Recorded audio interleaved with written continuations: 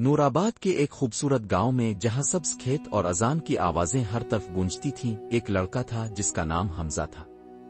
وہ اپنی خوش مزاجی اور نیک دل ہونے کے لیے جانا جاتا تھا، لیکن سب سے اہم بات یہ تھی کہ اس کے والد نے اسے بچپن سے ایک قیمتی سبق دیا تھا۔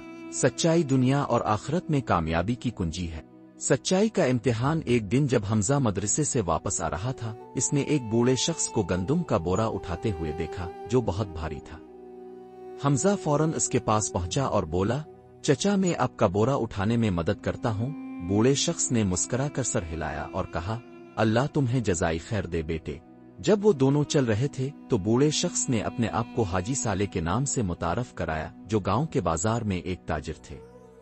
وہ اپنے ایماندار کاروبار کے لیے مشہور تھے۔ کاروبار میں سچائی بہت ضروری ہے، حاجی صالح نے حمزہ کو بتایا۔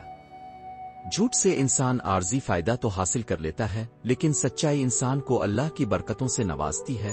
حمزہ دھیان سے سنتا رہا اور ہر لفظ دل سے سیکھ رہا تھا۔ جب وہ حاجی صالح کی دکان پر پہنچے تو حاجی صالح نے اس کا شکریہ ادا کرتے ہوئے اسے ایک چاندی کا سکوا دیا۔ حمزہ نے کہا، جزاک اللہ چچا، کسی کی مدد کرنا خود میں ایک انعام ہے۔ دکانداری کی پیشکش۔ حاجی صالح نے حمزہ کی ایمانداری کو دیکھتے ہوئے اسے ایک پیشکش کی، کیا تم اسکول کے بعد میری دکان پر کام کرنا چاہو گے؟ مجھے ایک ایسے مددگار کی ضرورت ہے جس پر میں بھروسہ کر سکوں۔ حمزہ کی آنکھوں میں چمک آ گئی، چچا یہ میرے لیے عزت کی بات ہوگی۔ چنانچہ حمزہ نے حاجی صالح کی دکان پر کام کرنا شروع کر دیا اور اس سے تجارت کا طریقہ سیکھنے لگا۔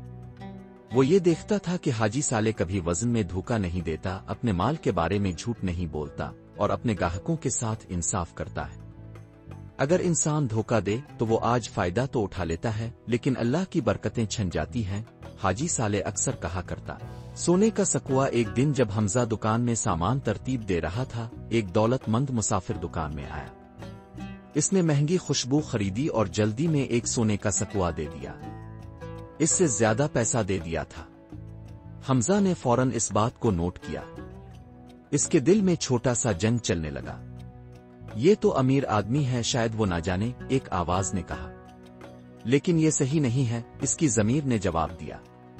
وہ فوراً مسافر کے پیچھے دوڑتے ہوئے بولا، صاحب رکیے، اپنے زیادہ پیسے دے دیے ہیں۔ مسافر نے مڑ کر حیرت سے حمزہ کو دیکھا۔ جب حمزہ نے اضافی سونا واپس کر دیا تو اس کے چہرے پر خوشی کی مسکراہٹ پھیل گئی۔ سبحان اللہ، اس عمر میں اتنی ایمانداری! اللہ تمہیں خوش رکھے بیٹے۔ حاجی صالح جو اس منظر کو دیکھ رہا تھا نے حمزہ کے کندھے پر ہاتھ رکھا اور کہا، تم نے سچائی کا جو سبق سیکھا ہے وہ تمہیں ہمیشہ کامیاب کرے گا۔ سچائی کا انعام۔ اس دن شام کو حاجی صالح نے دکان پر اعلان کیا، آج سے میں حمزہ کو صرف اپنا مددگار نہیں بلکہ اپنا جانشین بھی مانتا ہوں۔ جب میں یہاں نہ ہوں تو یہ دکان اس کی ہوگی۔ سب لوگ حیرت زدہ ہو گئے۔ حمزہ کی آنکھوں میں اشک آ گئے۔ چچا لیکن کیوں؟ حاجی صالح مسکرا کر بولا، کیونکہ تم نے سب سے قیمتی چیز سیکھ لی ہے، سچائی۔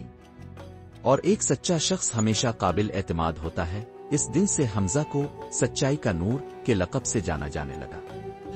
اس کی کہانی پورے نورآباد میں مشہور ہوئی اور لوگ دور دراز سے اس دکان پر خریداری کرنے آتے تھے، جہاں ایک نوجوان لڑکے نے یہ ثابت کیا تھا کہ سچائی ایک ایسا نور ہے جو کبھی مدھم نہیں پڑتا۔